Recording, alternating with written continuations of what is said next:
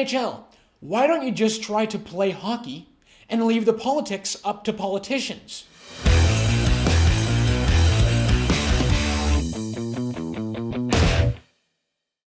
Welcome everyone to Ratioed. My name is Harrison Faulkner. I think it's time for all of us just to give up on professional sports. As tough as that might be, as difficult as that might be for some of us, I think the reality is professional sports as we know it, almost every single professional sports organization has been completely taken over by the woke lunatics, the gender ideologues, and the critical race theorists. And one of the worst examples of this, for me at least, as a Canadian, is the complete takeover of the NHL. The idea that we need to just fundamentally destroy hockey as we know it, try and inject as much politics in it as we can, inject as much lefty ideology as possible into the sport, so we water it down to a degree that it's basically unwatchable. That the ads on the TV, the social media of the league, social media of the teams themselves, and even going to the game is so politically toxic, is so injected with politics that it's pretty much unrecognizable from what it once was. So the NHL, in their infinite woke wisdom, in an attempt to try and spread the game of hockey to get more participation in the game,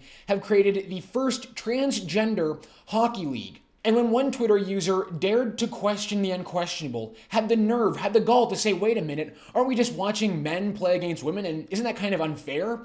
Well, that was a big time no-no in the eyes of the NHL, and in particular, probably in the eyes of the intern, the woke intern who took over the NHL Twitter account, because the NHL Twitter responded to this person on Twitter and said, trans men are men, trans women are women, and non-binary identity is real. What? Drop a like on the video, help us out by subscribing to the True North YouTube channel, and the comment question for the episode is this. Are you still watching professional sports with all the woke ideology, with all the politics being shoved down your throat? Are you still able to even watch a professional sports game? And if you are, how do you manage to navigate it with all the crap going on, with all the force-fed politics on the screen? Let me know in the comments what you guys think. All right, let's get into it. On Tuesday, the NHL wanted to promote the creation of the first ever transgender hockey league because that's exactly what hockey needed, right? That was the one thing the game was missing. That we needed more transgender athletes in the game. The NHL is proud to support this past weekend's Team Trans Draft tournament in Middleton, Wisconsin. This was the first tournament comprising entirely of transgender and non-binary players, with around 80 folks participating. Hashtag hockey is for everyone. Hashtag NHL pride. And they've got this nice little collection of pictures here from the hockey players, but notice no faces of the athletes. No faces of these transgender athletes, these brave transgender athletes. I wonder why. And when the NHL posted this tweet, you can just imagine the reaction in the comments. It was pretty ruthless. It was pretty brutal. It should have been expected by now. I mean, it's not new. This isn't a brand new concept here. People clearly are not fully on board with the idea that we're just going to have men play against women in professional sports. And then one anonymous Twitter user who had the nerve, had the gall to just write a very common sense reply, which was an observation of what we're looking at here in the photos, which really is men playing against women on the ice in a full contact sport. Nothing could be wrong with that, right? Anyway, this Twitter user decides to write this very dangerous, very triggering, awful comment. So, men playing on women's team? And the woke intern who took over the NHL Twitter account just wasn't having any of this. He wasn't having any of the heresy coming from this anonymous Twitter account, someone who dared to question the gender ideology. That's a no-no in the eyes of the NHL. And the NHL intern really just felt as though it was their duty, it was their responsibility to put this heretic in his place. Trans women are women, trans men are men, non-binary identity is real, the NHL said. Sure enough, as you could have guessed, the NHL got absolutely hounded for this reply, got absolutely destroyed. So much so that they had to actually immediately lock the replies on that comment and make sure no one else could comment under it. No, the ratio was so bad for the NHL that they just couldn't handle the fact that people were not on board with their gender ideology. Matt Walsh responded, "The NHL becomes the latest organization to totally debase itself for the sake of pandering to people who aren't their customers and never will be." Viva Fry wrote this, "Well, then it would appear the NHL is actively discriminating against trans men in the league. There is literally not one trans man currently playing in the NHL. Make quotas for trans men in the league or you are bigots at NHL." Exactly, why aren't there any women playing in the NHL? If, as the NHL says, trans men are men, then why don't we have any women playing in the NHL? If they are men after all, then they can surely play against the men. Why don't we see that? Or better yet, why don't we have Alexander Ovechkin pumped full of estrogen and given a blonde wig? I'm sure then it would be totally competitive, right? Women's hockey would be totally competitive with a bunch of trans women, men, playing against women on the ice. Well, the reality is, guys, hockey has actually been at the forefront of the woke ideology push into professional sports. They have been doing this for a long time now. They're kind of veterans in the game of gender ideology and critical race theory. They are pushing this stuff big time, and they have been doing it for, what has it been, almost 3 or 4 years now. Now, just to show you how far and how fast the NHL has gone down the woke rabbit hole and how they're pretty much just completely captured by gender ideology and critical race theory, the NHL hired a few years ago a vice president of social impact, as though that's a real position. And just a few months ago, actually, the NHL decided to track the race of their employees so they can judge the workforce of the NHL on their skin color. Nothing at all wrong with that, right? Just look at this Associated Press article. NHL, its workforce 84% white. Sets baseline to up diversity. Nothing like some racial quotas, right? There's also a couple other interesting things in this diversity report commissioned by the NHL. In it, they write this: to build a shared understanding of diversity and inclusion, every full-time league office employee, from senior leadership to support roles, participated in an immersive 2-day inclusion learning experience that explored how bias, privilege, and power operate in society. That'll really help out on the ice. Delivered by white men as full diversity partners, the experience explained D&I as an essential part of leadership development and pushed league employees to reassess thoughts, feelings, mindsets, behavior, and impact in their personal and professional lives. That's right, to work in the NHL, you have to reassess your thoughts and reassess your feelings. Additionally, the league engaged Jobwell with the intent of creating a more diverse and inclusive workplace by expanding our talent pool through Jobwell's network of Black, Latinx, and Native American professionals. It turns out that 83.6% of the NHL staff are white, 4.17% are Asian, 3.74% are Black, 3.71% are Hispanic, 0.5% are Indigenous, 1.8% are other, and 2.4% prefer not to answer. What could the other be? Just trying to figure that out exactly. What are the other? I think this goes without saying, actually, but none of this will actually increase racial diversity in the game.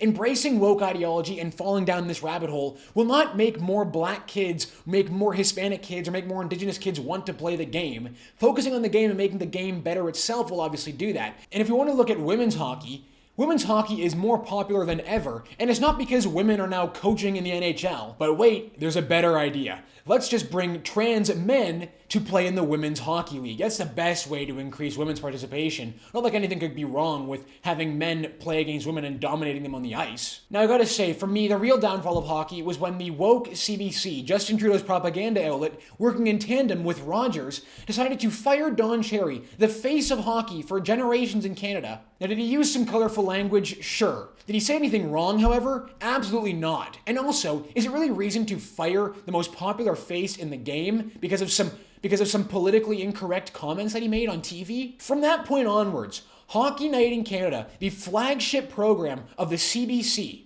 the flagship program that has grown the game in this country and made it a serious force, has been an absolute shell of itself, a complete woke disgrace to the institution that Hockey Night in Canada once was. Aside from being sponsored by Huawei, the Chinese Communist Party-owned telecoms company, woke Ron MacLean, the embarrassing shell of the man he once was, has now decided in the wake of Don Cherry's firing to embark on a years-long struggle session to repent for his sins of white privilege, to apologize on behalf of white Canada for racism, structural racism in hockey, and then, of course, bootlick Justin Trudeau. Just to show you how long the NHL has been embarking on this struggle session, this is from 2019 when woke Ron MacLean apologizes on TV, apologizes to the world for his white male privilege and racism in hockey.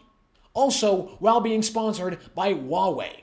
And then I realized there's your white male privilege. You know what, Ron? You don't have to see that because you don't need to see that. And you told me, Kwame, an amazing story about when the kids throw back to Hockey Night in Canada. As a general rule, they're often all white. And if they're not all white, the whites often have the speaking part. And it's the same with our Rogers Hometown Hockey. We're so proud of being inclusive, but how many times do we get people of color to pick the 3 stars? And it was just a real eye-opener that I don't recognize the structural racism or sexism that's going on. Now just listen to this clip of Ron MacLean just fawning over Justin Trudeau. He can't control himself. He just loves Justin Trudeau so much. Ron, take it easy on the bootlicking there, bud. And you said, my father, he has friends in every country. on the rim of the oval of the Olympic Stadium. That is unbelievable to me. And you gave the most beautiful homage to Papa. And what really strikes me is that's 2000. Within 8 years, you're a member of Parliament, and within a decade and a half, you are Prime Minister of this great country. So you are cut from the same cloth. Would you please welcome all students, the Right Honourable Justin Trudeau, Prime Minister of Canada. Mr. Trudeau, the floor is yours. Remember this display in the wake of George Floyd's death?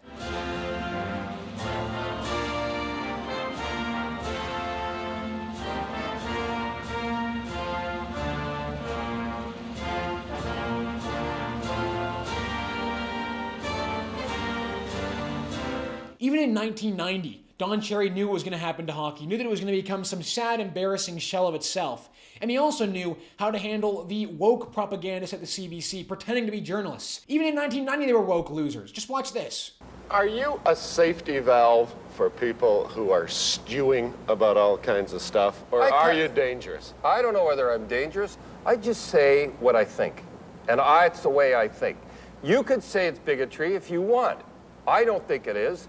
I'm pro-Canadian, more so than I'm anti-Soviet or anti-Swede. I wish more Canadians were like me. That really plays in the country these days, but where is it going to end? Where is it going to end if we get into that kind of politics, whether it's in sport, whether it's to do with jobs? We let people come in and take our fish, and the people are starving down there. The people come in and wreck everything on us. They come in, and it wouldn't happen if I was in Parliament. It's Thursday, so you know what that means. It's time for the Ratio of the Week award, the most coveted prize in Canadian journalism, the most coveted prize in Canadian politics as well. And I think for the first time, we're giving it to a back-to-back winner. It's going to our favorite news site on Ratio, that being, of course, CTV News. CTV News, trying to connect with the youth, trying to break into the new markets, have created their own Telegram channel. That's right, they're on Telegram now, and they wanted to tell the world on Twitter that they're now on Telegram. They wrote this: follow at CTV News on Telegram for breaking news, headlines, and analysis. That tweet got 201 comments to 24 likes. They couldn't even get over 30 likes for their plug of their Telegram channel. Now here's where it gets a little interesting, and here's where it gets a little funny. CTV News, and along with their other friends in the legacy media, have been trying to tell us that Telegram is where the far right, where the conspiracy theorists share their awful, racist conspiracy theories. Just check out this headline from CTV News back in 2021. Far right using COVID-19 theories to grow reach, study shows. The post is one that many white supremacists and far-right extremists are using to expand their reach and recruit followers on the social media platform Telegram. Telegram, based in the United Arab Emirates, has many different kinds of users around the world, but it has become a favorite tool of some on the far right, in part because the platform lacks the content moderation of Facebook, Twitter, and other platforms. Like I said, the CTV News tweet couldn't even get more than 30 likes by the time of this recording, and this comment from Palminder Singh got over 152 likes. That is worthy of the Ratio of the Week. That is a good old smackdown on Twitter. It's just the stuff you love to see, right? All he had to write was no. And just like that, he ratios CTV News. Brilliant stuff. This person writes, I'm old enough to remember when you warned Telegram was only for the far-right extremists. My favorite response comes from this user here. Alternatively, you could just try journalism. Exactly, CTV. Why don't you just try journalism? People might respect you for it. And the same goes for the NHL, actually, while you're at it. If you're listening, NHL, why don't you just try to play hockey and leave the politics up to politicians? You might just find that social media users tend to appreciate that more than when you try to inject your politics down everyone's throat. All right, that's going to do it for us this week on the show. Thank you so much for tuning in. My name is Harrison Faulkner, and this is Ratio.